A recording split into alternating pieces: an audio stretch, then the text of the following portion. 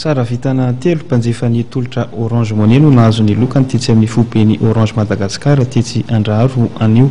Nandritra izany ihany koa dia tsy hain'ireto tsara vitana ny nanafina ny hafalian'izy ireo. Fanedetena.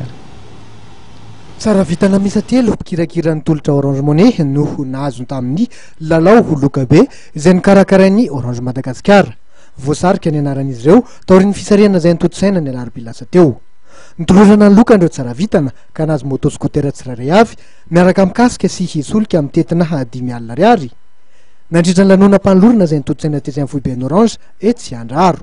Tsy nanafina ny hafaliany ireo tsara vitana. Anaovana course le moto ka. Anaovana course le moto. Fanery zao nahazo le moto. Efa mahay tolona zany efa. Efa mahay ka, efa mahay. Tonga dia hoentina zany le izy.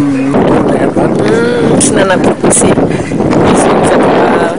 Surprise mahafinaritra tsy ninona tamin'ny voalohany tsy ninona hoe miverina hoe vazivazy ny olona dia raha tsy nikonfirmer zany tamin'ny appel téléphonique natsonosina ianao hoe izy zo anarana ohatran'izao dia eno a dia izay vao niteny hoe ianao nahazo an'izao na dia nandevasa message ary aloha devasa ny SMS aloha nilaza izy hoe félicitation nahazo moto ianao nahazo casque nahazo 50,000 ariary miampele izy anak'io zany hoe Lokabe dia tsy nino tamin'ny voalohany fa ny vazivazy.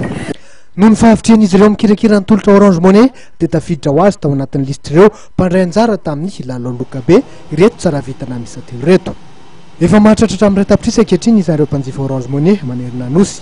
Efa mahatratra rivo kosa ny isan'ireo orinasa mampiasa ny Orange Money ho fikirakirana vola. Toraka izany koa ny isan'ireo toerana ahafahana mahazo Orange Money. Ny fanadetiny ary tompoko lasy tompoko miatoko manakatona ny fotoanantsika tamin'ity ariva ity isaorana fena aloha naharitra nijery hatramin'ny farany fotoanantsika. Tiana kosa dia manome fotoananao amin'ny manaraka indray. Veloma tompoko.